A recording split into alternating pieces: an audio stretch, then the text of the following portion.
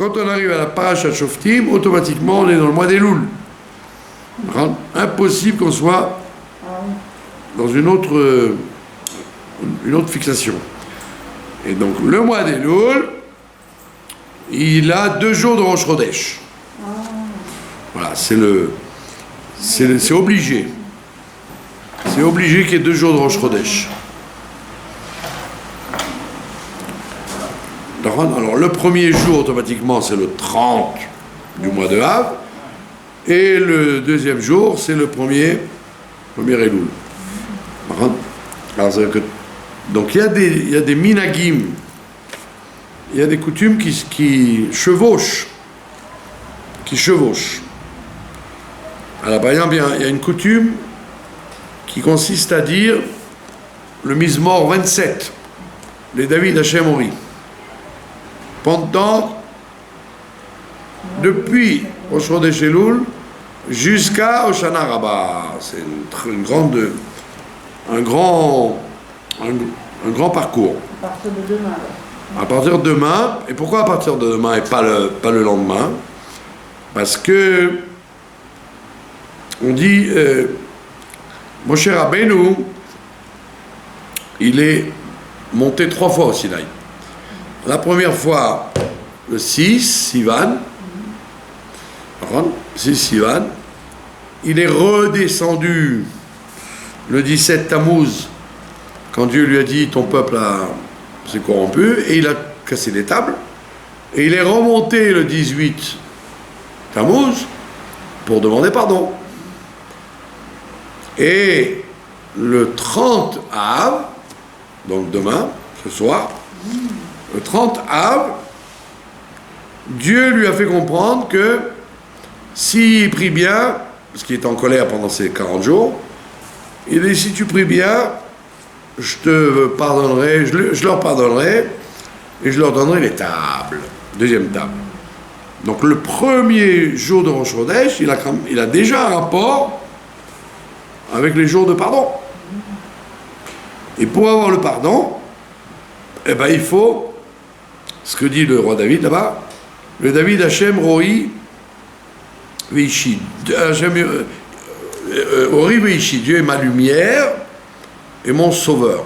Donc c'est les 2 niveaux de Elul, d'amener de la lumière pour faire Teshuvah et avoir confiance que Dieu il va faire la Yeshua, il va faire une délivrance.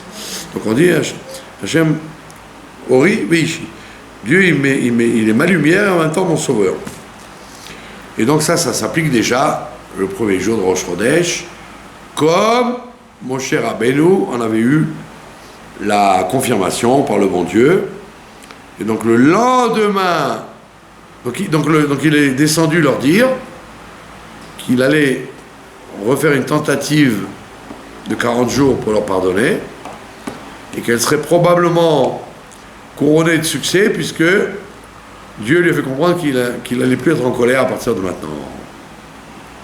La question que je me suis toujours posée, c'est pourquoi on recommence les mariages juste après Tisha B'Av. On aurait dû attendre Rosh Chodesh Elul. Donc on voit bien que les Chachamim n'ont pas voulu trop alourdir la gravité des 40 jours en disant non, Dieu est en colère, commencez pas à le titiller, voilà. Donc en vérité on a dit non, jusqu'au moment de la destruction du temple, on te dit Dieu est en colère, mais après c'est vrai qu'il est en colère, mais il va pas mal réagir, donc c'est pas ça ne donne pas le côté mauvais mazal qu'il pouvait y avoir dans les 3 semaines. Les 3 semaines, on disait qu'il y avait un mauvais mazal pour le Am Israël, une mauvaise coordination des astres contre nous. Donc on dit vaut mieux pas se marier à ce moment-là. C'est dur le mariage. Si déjà on fait une coordination pas comme il faut, ne nous marions pas. Mais après, le 9 Tammuz, le 9 Av, on le permet. D'accord? Maintenant, clairement, Rosh Chodesh, premier jour de Rosh Chodesh Av, la lumière de Dieu commence à régner pour le pardon. Et donc c'est pour ça qu'on commence ce Mizmor ce jour-là. Le lendemain, c'est le jour de Rosh Chodesh lui-même. Et donc, il y a une coutume qui est de sonner du shofar depuis ce jour-là jusqu'à Rosh Hashanah. Et pourquoi on sonne du shofar? Parce que on dit que Moshe Rabbeinu aussi, il a sonné du shofar pour invoquer le pardon. Parce que le shofar, c'est un sujet de, comme il dit le Rambam, le shofar à Rosh Hashanah, c'est pas écrit de pourquoi. La Torah dit, quand arrivera le premier du 7e mois, vous sonnerez, mais il n'y a pas écrit pourquoi. C'est le Rambam qui dit que il n'y a pas écrit pourquoi, mais il y a une allusion que le shofar, ça secoue. Ça secoue les gens. Et donc, c'est bon de sonner du shofar pour secouer les gens.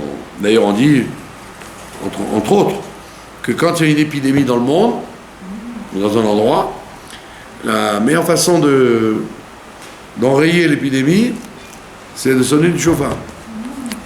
C'est marrant que les gens n'aient pas plus sonné du shofar pendant toute cette période de Corona. Donc on sonne du shofar jusqu'à la veille de Rosh Hashanah.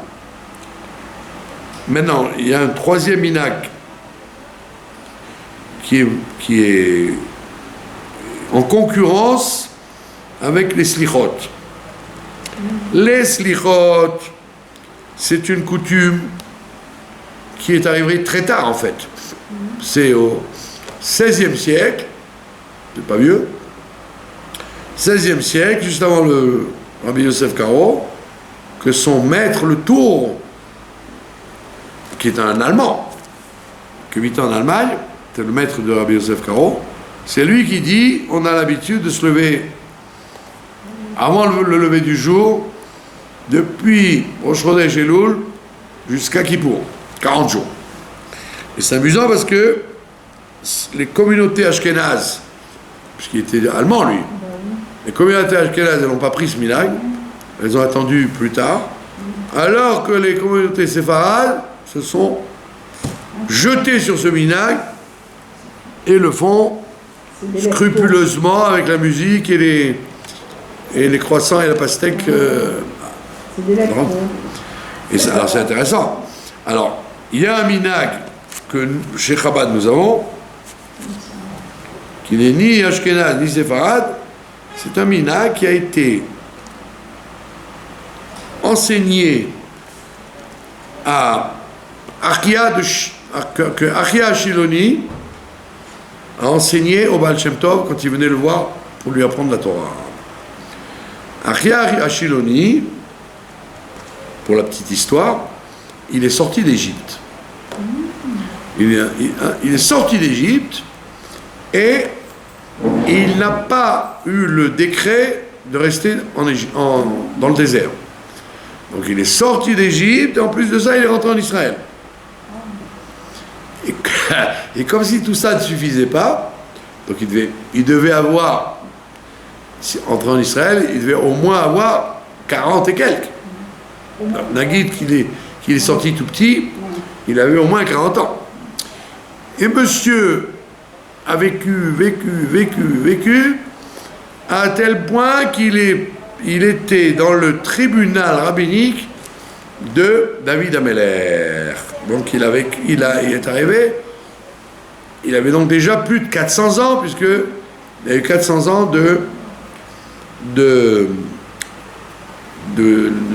du Mishkan, avec Shiloh, etc., jusqu'à la construction du premier temple.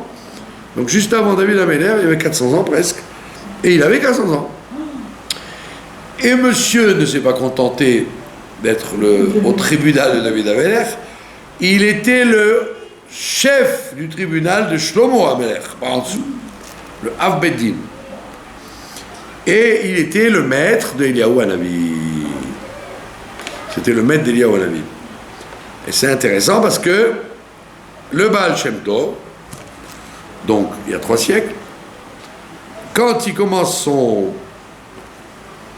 travail de quitter les tzadikim cachés et commencer à se dévoiler dans le monde, c'est avec un rendez-vous régulier avec Achia de Shiloh. Achia de Shiloh vient lui-même dans son corps, comme son élève Eliyahu Hanavi, c'est comme on dit en hébreu, katan alam, c'est rien pour lui. Il vient avec son corps et il enseigne au Baal Shem Tov, et que l'on dit que pratiquement toute la Torah du Baal Shem Tov et de la Chassidut viendrait donc de la branche de Achia Shiloni, qui était un enseignant caché. Enfin, à part la Gemara et le Talmud dont il s'occupait avec David et Shlomo au Beddin, il avait en parallèle, comme Rabbi Shimon Bar Yochai, un enseignement des secrets de la Torah. Et c'est ce qu'il a enseigné au Baal Shem Tov. Et il dit au Baal Shem Tov, eh bien voilà, il y a une coutume que tu vas diffuser, c'est de lire tous les jours 3 Mizmorim du Sefer Tehilim. Et donc chez Chabad et d'autres gens qui font ça, on commence le 2e jour de Rosh Chodesh Elul à lire les 3 Tehilim chaque jour jusqu'à Yom Kippour. Et comme ça on finit le livre. Ça fait 150. Et c'est ce que j'ai dit à Séfarad,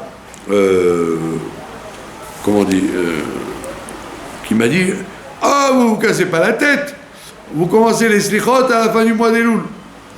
Ah, j'ai dit: on se casse pas la tête, peut-être, mais on a un minag bien plus ancien que le minag des slichot. Les slichot, c'était au XVIe siècle, alors que le minag de Achia Shiloni, c'est au temps de David Amelech, déjà, enfin de Shlomo Amelech. Et donc, alors il m'a dit: ouais, mais vous en sortez bien, parce que 3 Mizmorim, tu les lis tchic-tchac, alors que les slichot, ça prend des fois 1 heure, 1 heure et demie, des fois. Alors je lui ai dit: mais qui vous a dit que la quantité remplace la qualité? Les psaumes de David, on le voit bien dans toutes les tfilotes qu'on fait toute l'année, en grande majorité, ce que les gens de la grande assemblée ont formé, c'était les prières. Mais tout ce qu'il y a avant, tout ce qu'il y a après, tout ce qu'il y a au milieu, c'est les psaumes de David. Il n'y a pas besoin d'être grand sorcier pour se rendre compte que, tu vois, les psaumes de David, que Dieu m'excuse à toutes les sauces. Et donc je lui dis: donc c'est vrai qu'on fait des slichot tard, mais on fait les 3 psaumes de David. Et en plus, je suis assez cynique, parce que je dis: si les slichot c'était de demander pardon aux êtres humains, 40 jours, tu demandes pardon à ta femme, à ta belle-mère, à ta voisine, aux gens dans la rue, aux gens à qui tu as vexé, à qui tu as mal parlé pendant 40 jours, je lui dis: je suis pas sûr qu'il y aurait tellement d'amateurs de faire les slichot. Les fois, ils font des slichot vis-à-vis de Dieu. On a fauté. Ouais, mais d'accord, mais quoi? Comment tu as fauté vis-à-vis du rapport humain? Et ça, les slichot n'en parlent pas. Elles parlent surtout des fautes qu'on aurait pu faire dans la cacheroute, ou dans le Shabbat, etc. Voilà, donc c'est ça le minag. Donc les Séfaradim, ils commencent après le Rosh Chodesh. Les autres, ils commencent la sortie du Shabbat, qui est avant Rosh Hashanah. Donc cette année, par exemple, ça fera 1 semaine de slichot. Le samedi soir jusqu'à vendredi matin, puisque cette année, Rosh Hashanah, c'est un Shabbat. Donc ça fera juste 1 semaine de slichot. Voilà, ça c'est les coutumes.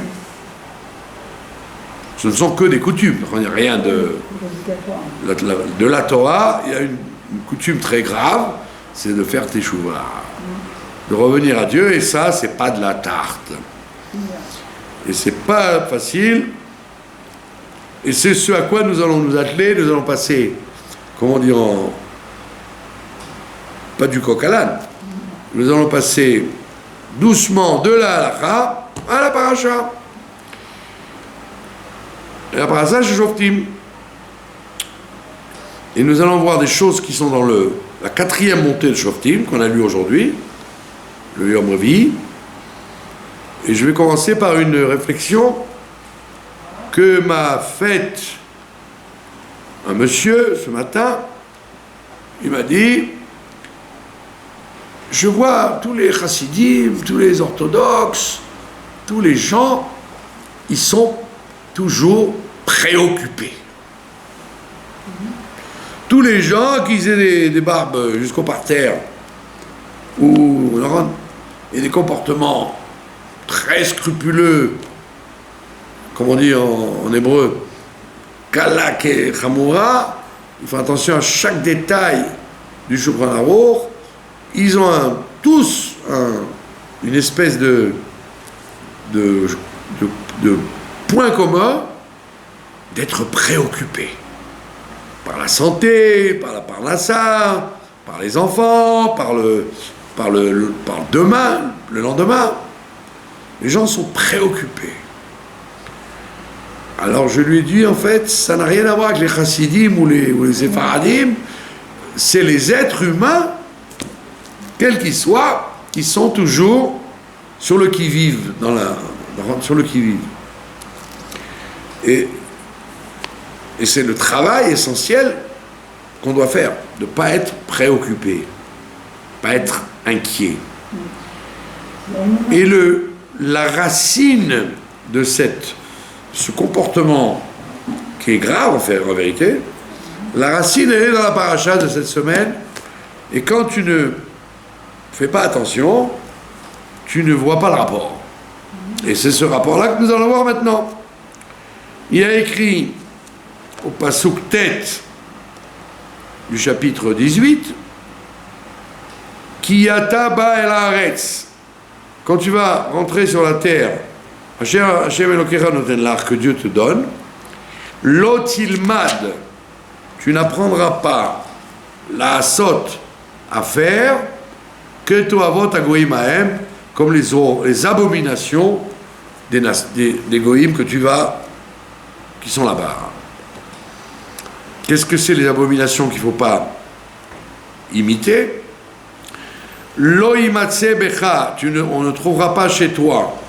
Ma'avir beno bito baesh, quelqu'un qui fait passer son fils ou sa fille, en vérité, n'importe quel descendant à lui, baesh, c'est-à-dire chez Molech, le faire brûler, mourir chez Molech.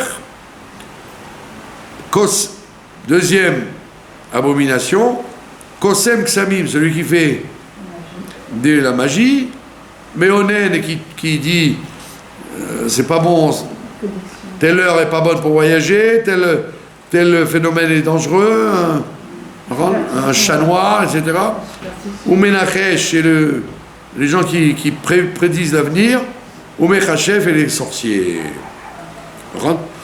Mais Shoel, celui qui associe les serpents entre eux, mais Shoel Ov et Idoni, et celui qui interroge Ov, il met des ossements sous ses aisselles, mais Idoni, il interroge un oiseau qui s'appelle Idoni, mais Doresh et la Métim, et il interroge les morts.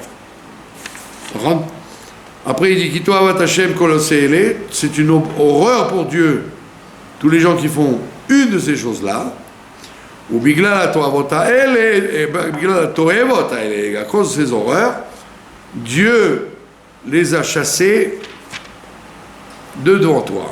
Il chasse les goïms cananéens et compagnie à cause de ces comportements horribles. Et il finit en disant Tamim qui est sois intègre avec l'Éternel, ton Dieu. On voit bien que toutes ces interdictions, ils appellent ça des horreurs, c'est en vérité l'origine même du principe de l'inquiétude des êtres humains du XXe siècle. Ça veut dire quoi? Ça veut dire que, on le voit dans l'horreur de jeter son fils dans le feu, et toutes les avodazara en général, toutes les idolâtries qu'il y a, ce sont toujours des destructions de quelque chose, d'abîmer. D'abîmer ou de faire plaisir, enfin, d'apporter des fleurs, des bijoux. Mais quelle est la profondeur de ces idées-là? Qu'est-ce qu'il y a dans le fait de faire des horreurs destructrices ou d'offrir des cadeaux? Ça vient du principe que les dieux sont des dieux assoiffés de sang et de sacrifice. Ça veut dire que le principe même de tous les sacrifices, c'est de croire que les forces qui dirigent le monde te veulent du mal. Te veulent du mal. Et si elles te veulent du bien, il faut payer très cher. C'est exactement... Vous allez dire, mais tout ça, c'est fini. C'est dépassé. C'est dépassé au niveau de l'exemple. Mais au niveau du shoresh, de la racine dans la psychologie humaine, c'est resté profondément, et c'est le principe même du principe d'être très occupé par l'occidental aujourd'hui, par nous, par les êtres humains. Ça veut dire quoi? Ça veut dire que, quelque part, quand on cherche bien, les gens, et y compris les Bnei Israël orthodoxes, sont quelque part persuadés que Dieu te cherche. Il te cherche, la petite bête.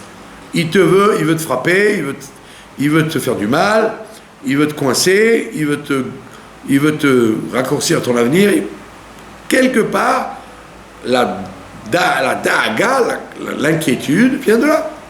Pourquoi je m'inquiète? Pourquoi je m'inquiète? Parce que aujourd'hui tu as passé une bonne journée, mais demain, oh là là, que va-t-il se passer?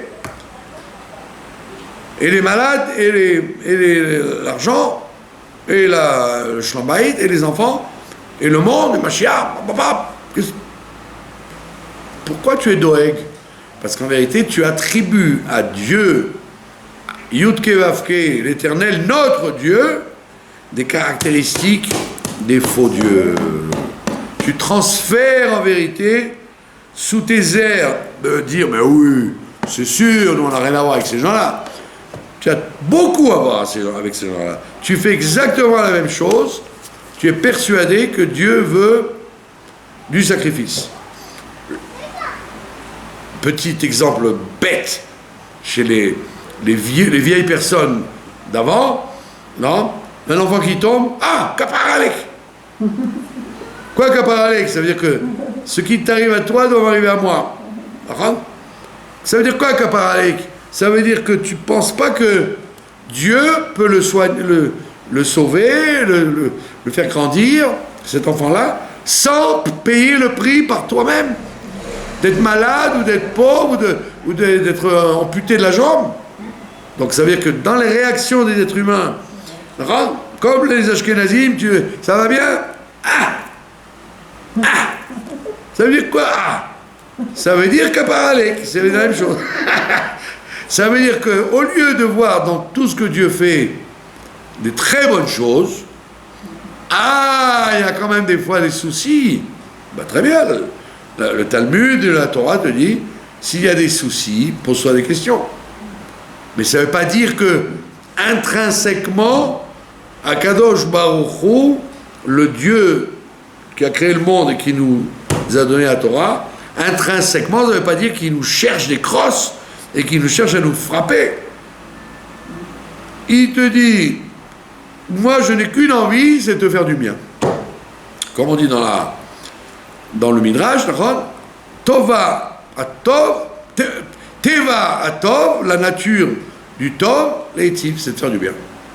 Et comme Dieu, il est profondément bon, et il n'est que bon, il n'y a pas une once de cruauté ou de méchanceté chez lui, donc sa nature est sans arrêt de faire du bien. Ah, s'il arrive quelquefois qu'il ne te fasse pas du bien, répare, c'est tout, répare. Mais ne pense pas que c'est intrinsèque à lui.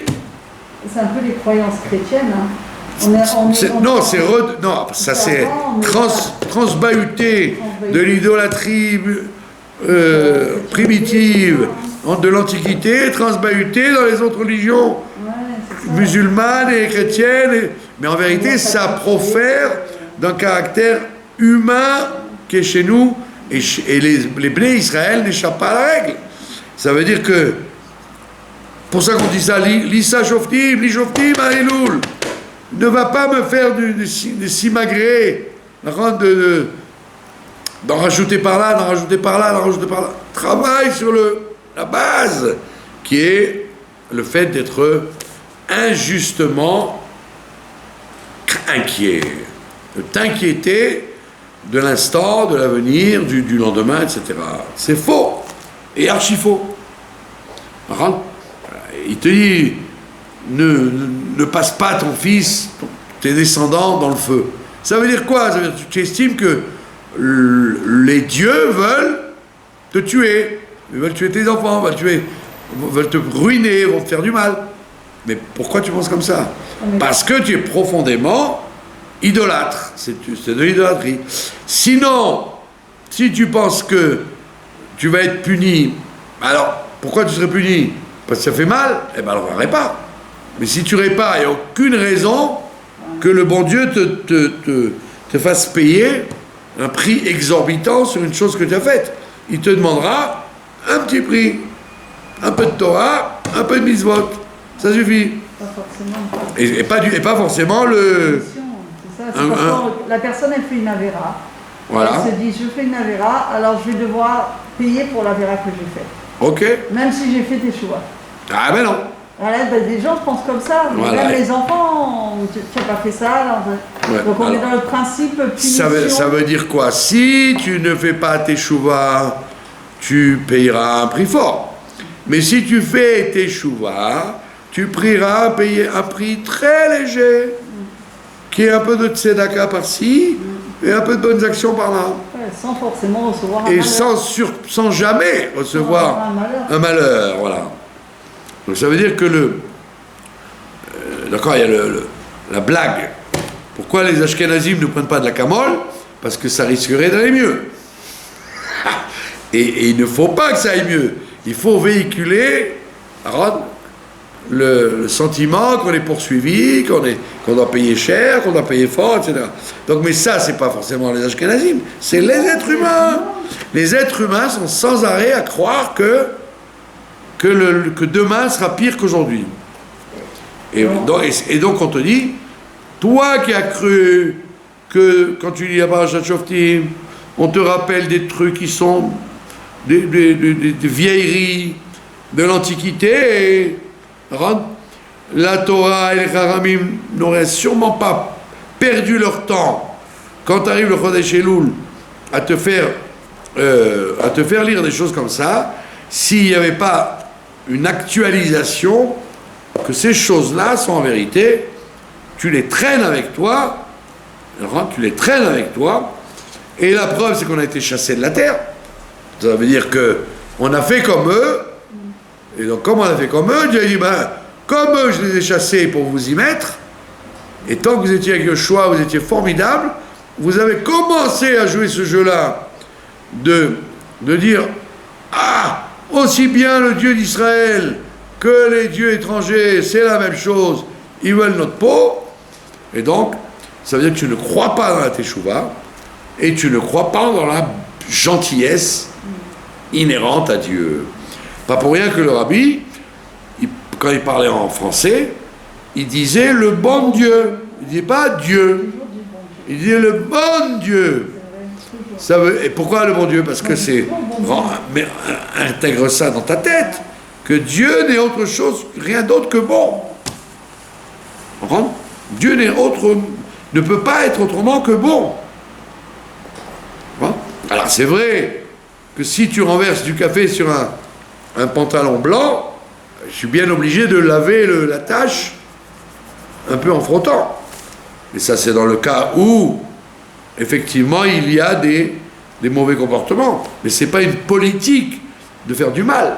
C'est une politique, justement, de ne faire que du bien. Et en plus, même l'épreuve est faite pour grandir. Et voilà. Et donc, c'est pour ça que le mois d'Elul, la première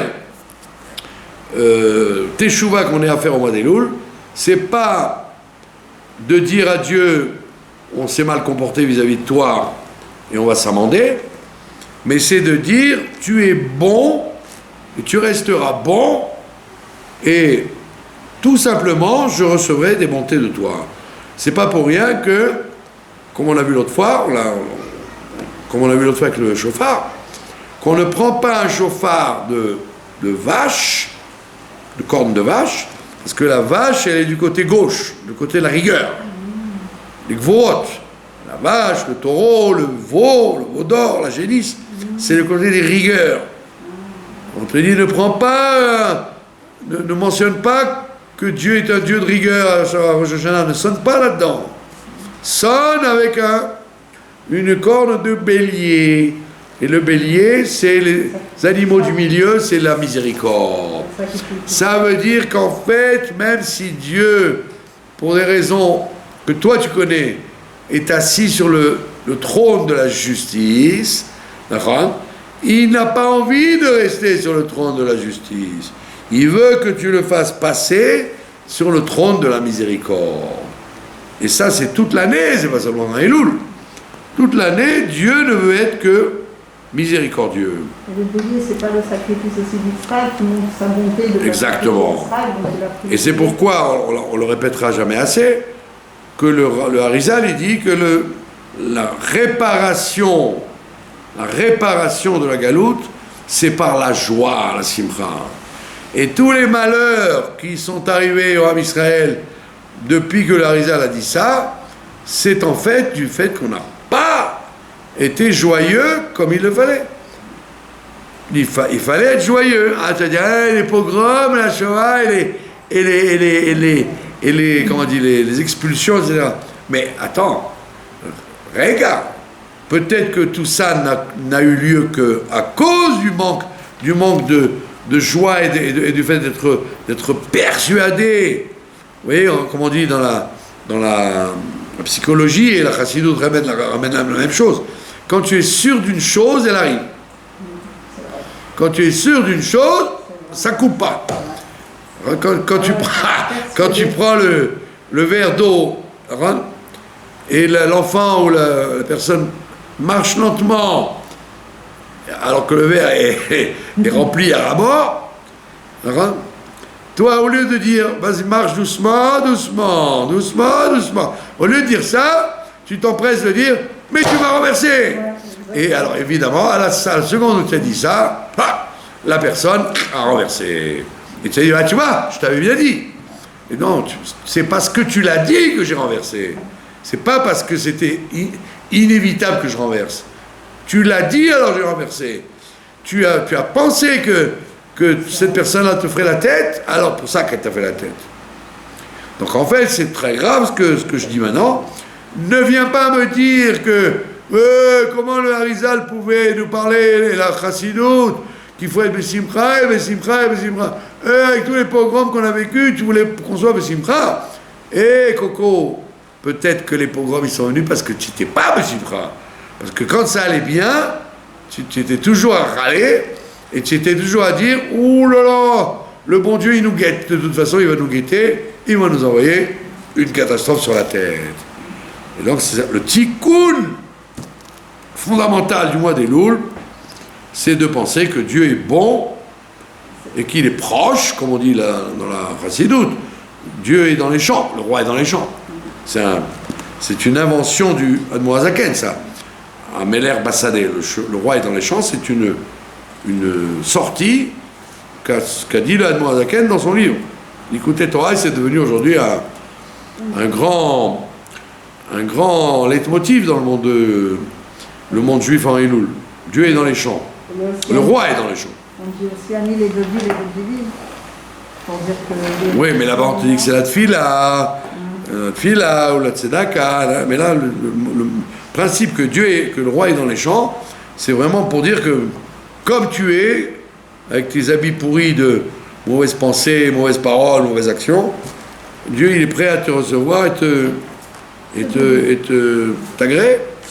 Voilà, donc c'est pourquoi j'ai choisi ces versets du comportement des idolâtres pour dire qu'en fait, n'allez surtout pas croire que ce sont des comportements de l'Antiquité qui sont périmés, mais c'est notre comportement permanent, rentre toujours de croire que Dieu veut notre mal et qu'on est obligé de payer un prix fort, douloureux, pour survivre. C'est faux et archi faux. Et comme je l'ai répété plusieurs fois, le Rav Ben Sion Abba Shaul, qui était un homme qui réfléchissait, il a dit un jeu de mots très intéressant, que tu vas dire, mais attends, mais il faut quand même s'occuper de la parnassa, de soigner le malade, d'éduquer les enfants. La vie, c'est pas une partie de plaisir, un pique-nique. Il a dit oui, c'est ce qu'on dit, il faut être doeg, mais pas moudag. Il faut être occupé. Occupé, ça veut dire tu dois faire ce qu'il y a à faire, être dans l'action de réparer, de faire avancer, de construire, de prévoir. Être occupé, être doeg, mais pas être moudag. Moudag, ça veut dire préoccupé. Ça marche bien en français, même en hébreu. Occupé, oui, mais pas préoccupé. Ça veut dire ne dis pas, si Dieu est bon, Dieu est très bon, il me veut notre mal, je vais rien foutre. Je vais être dans mon coin et je vais laisser faire. Ah non, t'as pas dit ça, on t'a dit sois occupé, fais des bonnes choses. Mais ne t'inquiète pas que ces bonnes choses vont bien aboutir. Ne commence pas à dire je fais des choses mais peut-être ça va rater, ça va mal tourner, ça va le foirer. Non, si tu es occupé, Dieu il te garantit que ça se passera bien. Et donc je vous remercie de votre attention.